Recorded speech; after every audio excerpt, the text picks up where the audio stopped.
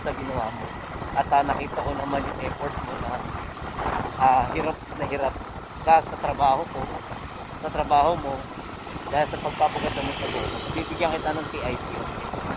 So yun po yun, no? Balik tayo dun sa pasweldo. Pwede, meron ngang commission based, merong basic salary. Yung commission based po kasi straight TOMI po yan. Depende po sa usapan ng kumpanya. Meron pong kumpanya na 50-50, meron pong 60-40, meron pong 70-30. So siguro yung acceptable kasi sa commission base, walang benefits, wala lahat, straight commission, walang ikakaltas sa kumpanya. 70-30 po yung pinaka-decenteng pasweldo nila. Kasi napakahirap po ng trabaho, no? Na kukuha ka ng 80-20%, so masyadong mababa na po yung mapupunta sa stylist nun. Kahit sila pa yung nagbabayad ng upa, masyadong malaki yung napupunta sa kanila. Sobra-sobra sila. Kumbaga sa tubong lugaw sila. Kasi kami, bagsak na bagsak yung kikitain natin sa 20%. Kaya walang stylist na papayag sa 20%. 70-30 okay pa yan.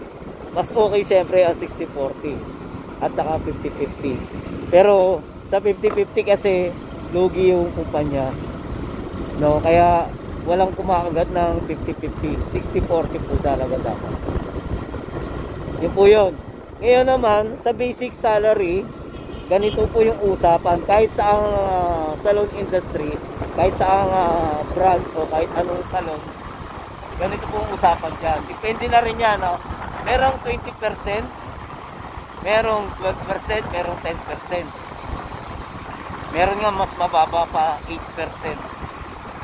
So, sa 8% po, hindi na po yan makatarungan sa 8%. Kasi sobrang baba po niyan. Kasi sa 10%, sa kabuuan ng kita mo, 8% lang makukuha mo plus yung basic salary mo. Paano yung kung yung basic salary mo wala, hindi minimum? So bagsak ka, diba? Tapos minsan wala ka pang tip. So hindi po makatarungan yung 8%. So pinaka talagang malinis po talaga 10% po. 10% plus ibabawas nila yung VAT, yung tax, ibabawas din nila ang benefits at saka yung salary mo. So yun yung 10%. So napakababa po nang makukuha mo sa basic salary at saka commission base. So yung basic salary mas mababa po yun para sa aming mga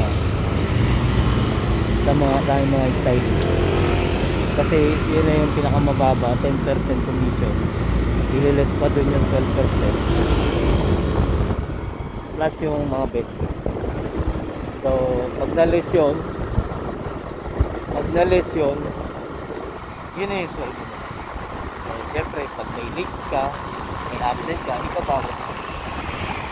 Hindi po totoo sa salon industry na kapag inopera ka ng kumpanya mo na 20,000 per month, hindi po yan totoo. So nagbabase pa rin sila sa pasok mo. So ibig sabihin, pag no work, no pay, yun po yun. Pag di ka nagtrabaho, wala kang bayad. So ima-minus nila yun doon sa usapang kontrata, na ito yung kontrata mo, 20,000, ibabawas nila yun. At yung day off, ibabawas nila. At pati yung dates, yun po yung nangyayari. So hindi po tayo naniniwala dun sa kontrata kapag nagtrabaho ka sa salon. Meron kang 100 or meron kang 20,000, 15,000 per month. Hindi po yun totoo. I-divide nila yung depende sa pasok mo.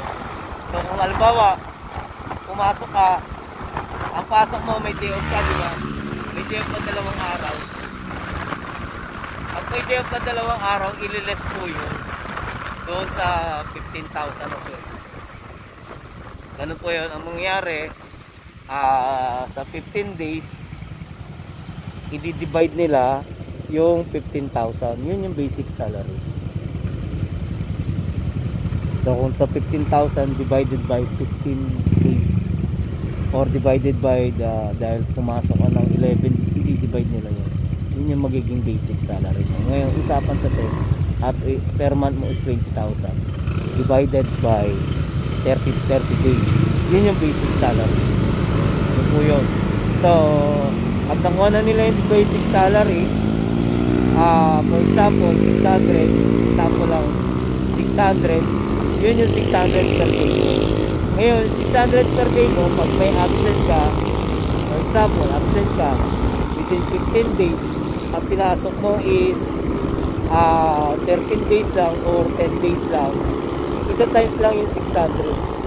Ililes ka dun yung rate mo at advertise. Yun po yun. So, yun yung magiging basic salary mo. So, lumiit ng lumiit. Pero, yung pag-a-absent kasi or pag-release mo, hindi na hindi na kasalanan ng kumpanya. Nasa sa iyo na yan. Pag may overtime ka naman, idadagdag nila yun. So, yun po yun. Ngayon, ang nangyari kasi sa akin, ganito. Nagsimula ako sa basic commission base o basic salary. Kaya lumiit yung sweldo. Kasi kung commission base kami, napakalaki talaga kahit na ibawas pa yung 1.5% na yan, kahit ibawas pa yung 12%, yan. Pero kasi straight po yun, whether you're late, whether you're absent, hindi po nila ikakaltas yun. Basta kung pumasok ka at lumaki yung commission mo, yun na po yun. Wala po silang magagawa kaya hindi ka pumasok o hindi ka pumasok. Basta 70-30 ang usapan sa kabuoang kita mo. Yun po yung mangyayari sa'yo. Alright guys, nandito na tayo sa ating destination. This is K-Rider.